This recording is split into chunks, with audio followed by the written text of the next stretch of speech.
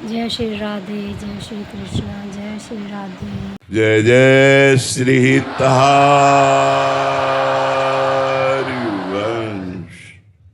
आप वृंदावन की पावन भूमि परम पवित्र श्री यमुना जी के तट पर बैठे हुए हैं। आप कृपा करके दर्शन देने आए, कृपा करके वृंदावन का लाभ लेने आए, इसलिए सबको मन से नमस्कार है, प्रणाम है। मनुष्य जन्म बड़ा दुर्लभ कहा गया है शास्त्रों में। दुर्लभो मानुषो देहो देही नाम क्षणभंगुरः तत्रापि दुर्लभम मन्येत वैकुंठ प्रिय दर्शनम। मनुष्य देह बड़ा दुर्लभ है। महाराज निमि ने नौ योगेश्वरों से प्रार्थना की, मनुष्य देह बड़ा दुर्लभ है, पर ये क्षण भंगुर है, किसी समय भी मर सकते हो। कोई भी घटना, कोई भी रोग, कोई भी निमित्त बन सकता है और आपका शरीर नष्ट हो सकता है। क्षण भंगुरा। इस दुर्लभ देह की दुर्लभता है। तत्रापि दुर्लभम मन्येत वैकुंठ प्रिय दर्शनम। भगवान श्री हरि के प्रेम करने वाले प्रेमी संतों का दर्शन दुर्लभ है। ये बात महाराज जी मैंने कही। संतों के दर्शन से क्या लाभ मिलता है? पहले तो गोस्वामी जी ने कहा, संत दरस जिमि पातक टरई। दूसरी बात कही, संत संग अपवर्ग कर कामी भव कर पंथ। दो बात कही। जिनकी संतों पर भगवत बुद्धि है, उनको ये लाभ मिलेगा कि उनका जन्म मरण मिट जाएगा। संत संग अपवर्ग कर, अपवर्ग माने मोक्ष। और जिनकी साधारण श्रद्धा है, उनके पाप नष्ट हो जाएंगे। संत दरस जिमि पातक टरई। इसलिए का तत्रापि दुर्लभम मन्येत वैकुंठ प्रिय दर्शनम। भगवान श्री हरि के प्रेमी जनों का दर्शन प्राप्त होना, उनका संभाषण प्राप्त होना। अब मनुष्य जन्म की दुर्लभता को हम सार्थक कैसे करें? हमारा मनुष्य जन्म लेना सार्थक हो गया कैसे? तो गोकर्ण जी ने अपने पिता को उपदेश किया, धर्मम भजस्व सततम त्यज लोक धर्मान सेवन सदा साधु पुरुषं जहि काम तृष्णाम अन्यस्य दोष गुण चिंतन मासु त्यक्त्वा सेवा कथा रस महो नितराम पिबत्वम। सदैव धर्म का भजन करना चाहिए। भजन माने होता सेवन, सेवन माने धर्म को धारण करना चाहिए। हमारा शास्त्र क्या कहता है, हमें मनुष्य जन्म लेकर कैसे आचरण करने चाहिए, ये जब ज्ञान होता है तब धर्म का पालन होता है। धर्म किसे कहते हैं? जिसे शास्त्र और संत आदेश करते हैं करो, उसे धर्म कहते हैं। अधर्म किसे कहते हैं? जिसे शास्त्र और संत कहते हैं ना करो, उसे अधर्म कहते हैं। तो धर्मम भजस्व सततम। सततम माने निरंतर धर्म से रहना चाहिए। तो धर्म तो बहुत है। पत्नी का धर्म है पति की आज्ञा का पालन करना, पुत्र का धर्म है माता पिता की सेवा करना, पिता का धर्म है पुत्र आदि की सेवा। तो क्या इससे भगवत प्राप्ति हो जाएगी? बोले नहीं, इस धर्म का फल है भागवत धर्म को धारण करना। धर्मम भजस्व सततम त्यज लोक धर्मान। इन लोक धर्मों का त्याग करके भागवत धर्म का पालन करो। बोले भागवत धर्म क्या है? मन से, वचन से, अहंकार से, इंद्रियों से, अनेक जन्मों के स्वभाववश जो जो कर्म बने वो भगवान को अर्पित कर दिए जाएं, भगवान के लिए किए जाएं और भगवान का नाम जप किया जाए। बोले तो बड़ा कठिन है। तो बोले संतों का संग करो। धर्मम भजस्व सततम त्यज लोक धर्मान सेवन सदा साधु पुरुषन।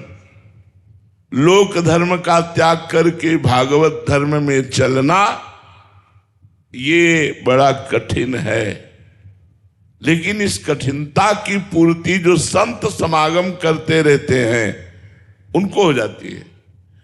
उनमें इतना आत्मबल आ जाता है कि वो संसार का मोह त्याग करके, अज्ञान त्याग करके भगवत धर्म में चलने लगते हैं। संतों का सेवन करें। तो आगे लिखा कि संतों का सेवन करने में सावधानी क्या रखनी है? बोले जय काम तृष्णाम। ये कामना और तृष्णा, तृष्णा कहते हैं भोगे हुए विषय को पुनः भोगने की इच्छा, और कामना कहते हैं सुने हुए देखे हुए भोगों को भोगने की इच्छा। जब तक कामना लेकर संतों के पास जाओगे, तृष्णा भोगे हुए भोगों को पुनः भोगने की इच्छा लेकर के जाओगे, तब तक भगवत प्राप्ति में बड़ी बाधा है, क्योंकि कामना की पूर्ति हो जाएगी और आपका मन भगवान से हट जाएगा, भगवान में नहीं लगेगा। जैसे भागवत में एक प्रसंग आता है चित्रकेतु राजा का। देवर्षि नारद जी और अंगिरा जी बड़े महात्मा हैं। इन्होंने उन पर कृपा करने के लिए उनके घर पधारे, पर उनके अंदर कामना थी। उन्होंने अपनी कामना रखी कि मुझे पुत्र की प्राप्ति हो। आए थे भगवत प्राप्ति कराने, लेकिन जब पुत्र की प्राप्ति की बात कही तो देवर्षि नारद जी अंगिरा जी ने कहा ठीक है, तथास्तु ऐसा ही हो, पुत्र होगा, पर तुम्हें हर्ष और शोक की प्राप्ति होगी। वो इस बात को नहीं समझ पाए। पुत्र हुआ, बहुत सी रानियां थी, उनमें अन्य रानियों को ईर्ष्या हुई कि अब राजा तो बड़ी रानी के पास ही जाते हैं। जब से पुत्र हुआ तो पुत्र को जहर दे दिया, वो मर गया। हर्ष और शोक, पैदा हुआ तो हर्ष, मरा तो शोक। जब वो व्याकुल थे तब फिर देवर्षि नारद जी और अंगिरा जी आए और उनकी व्याकुलता को दूर करने के लिए उस जीवात्मा को बुलाया और कहा देखो तुम्हारे माता पिता बड़े दुखी हो रहे हैं। उस जीवात्मा ने कहा कौन किसका माता पिता? कई बार ये हमारा पुत्र बन चुका है, कई बार कौन क्या बन चुका है, हमारा इससे कोई संबंध नहीं। उनके मोह का नाश हुआ, तब उनको उपदेश किया और वो महाभागवत बन गए। तो जो भागवत धर्म है वो संतों के संग से प्राप्त होता है, पर संत संग का लाभ तभी मिल पाता है जब अन्य कामना और तृष्णा का त्याग हो जाए। तो कहा धर्मम भजस्व सततम त्यज लोक धर्मान सेवन सदा साधु पुरुषन जय काम तृष्णाम अन्यस्य दोष गुण चिंतन मासु त्यक्त्वा। दूसरे के गुण दोषों का चिंतन करना त्याग देना चाहिए। यदि साधना में परिपक्वता लानी है, यदि अपने पुण्य बचाने हैं, तो कभी किसी की निंदा ना करे, किसी का दोष दर्शन न करे। और गुण भी मायाकृत हैं, इसलिए हम गुणों से प्रभावित नहीं होते। सुनो तात मायाकृत गुण दोष अनेक, गुण या उभय न देखी देखी सो अविवेक। ये गुण दोष में संसार रचा हुआ है, इसमें हम सब में भगवान को देखने की चेष्टा करें, गुण दोष की नहीं। तो बोले इतनी सामर्थ्य कैसे आएगी कि हम किसी के गुण ना देखें, किसी के दोष ना देखे। बोले सेवा कथा रसम हो नितराम पिबत्वम। सबको ठाकुर सेवा विराजमान करनी चाहिए, सबके घरों में ठाकुर जी होने चाहिए। ये कलयुग है, ऐसे उपदेशों को मत सुनो कि मूर्ति पूजा मत करो, ये मत करो, वो मत करो। ये सब कलयुग भगवान का तांडव है जो भगवान की आराधना में विघ्न डालते हैं। सबके घर में ठाकुर होने चाहिए, चाहे छोटे से ठाकुर विराजमान करो, उनको विराजमान करके स्नान कराना, वस्त्र धारण कराना, सुंदर सुंदर भोग लगा करके पवाना। अगर ऐसा करोगे तो निश्चित आपके पाप नष्ट हो जाएंगे, भगवत प्राप्ति होगी। क्योंकि भागवत कहती सेवा कथा रसम हो नितराम पिबत्वम। ठाकुर जी की अष्टयाम सेवा करो, नहीं कर पाते तो 2-3 याम की सेवा करो। और कथा रोज भगवान की चर्चा सुननी चाहिए। इसके लिए कोई समस्या नहीं है, मोबाइल है, आप किसी भी संत भगवान की चर्चा सर्च करके सुन सकते हैं। तो सेवा कथा रस्म हो नितराम पिबत्वम।